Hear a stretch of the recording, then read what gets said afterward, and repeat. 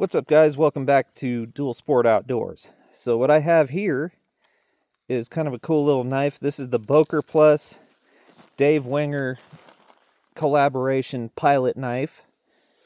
And in a couple weeks, hopefully he will be releasing more of his actual pilots, and I will pick one up. But anyway, what you get is this kind of polymer Kydex type sheath. This is around $70, by the way. Now the knife comes with a metal clip on it. I don't like having this much knife up in my ribs, so I bought this belt loop off of Amazon that drops it down on my belt. And this belt loop's like $15. It's made by Off Grid. So anyway, sheaths are boring, so let's get that out of the picture. Here's your knife. You got about a 5-inch blade. As you can see, you got a sawback, saber ground, clip point, nice swedge, pretty aggressive sawback on there, 90-degree spine to strike your ferro rod. Now Aaron over at GideonstActical is the one who turned me onto this knife, and he was having issues with his scales moving up and down after he'd been using it a little bit.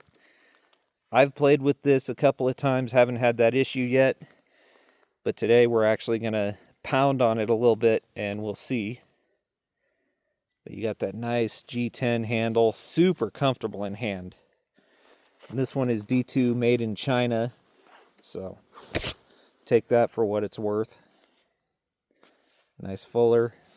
This is an awesome looking blade, and I cannot wait to get my hands on the real one from Dave that's actually made of steel instead of this Chinese ingot D2 pop metal stuff. So let's take it to Pound Town.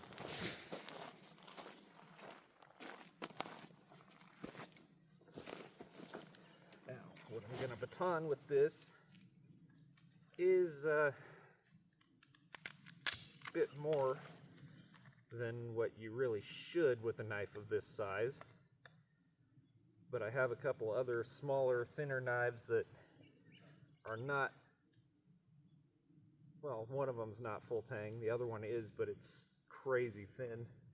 So I just want to create something that I can beat those through.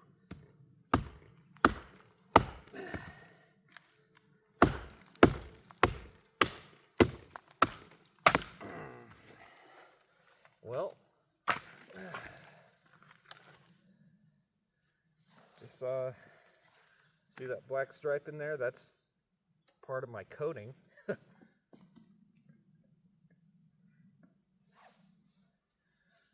let's just take this one more trip through here.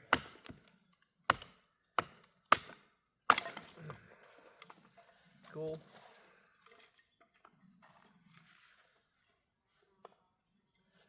Before we get too excited, let's put that saw back to work.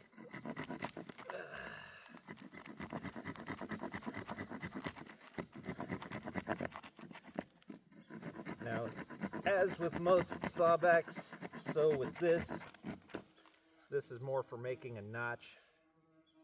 I'll bring that forward for you once I'm done here so you can see that.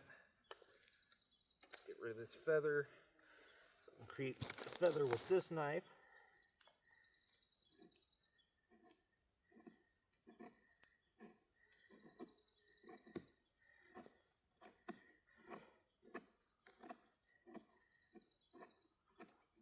Not bad, but also not the easiest edge angle to find.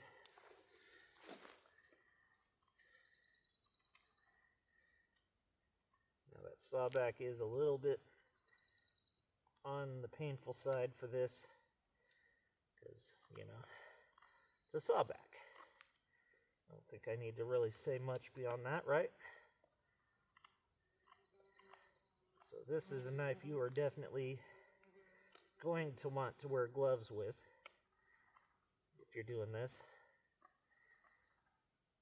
But again, this is a pilot survival knife. It's not meant to do this sort of stuff really, but you know, if you were a pilot and you went down, we want to know, can the knife do that and get you home safely? Just tune that notch up just a bit.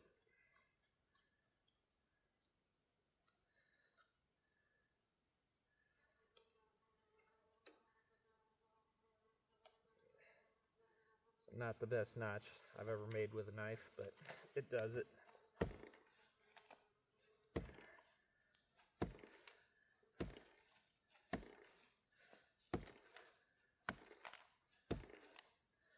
Okay. Well, the tip is still straight and attached. I'll give it that. So let's bring all this forward for you. So here's the groove I cut with that sawback. It's not really for doing much more than that. Feather, kind of a shallow notch.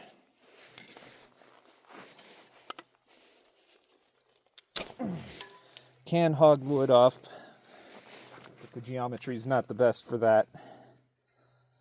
But for a $70 budget pilot's knife, not bad. Now, Aaron had his knife had different hardware. It had like tubed pins. These ones have like a flathead screwdriver, so if they come loose, I can just tighten it up with my Leatherman.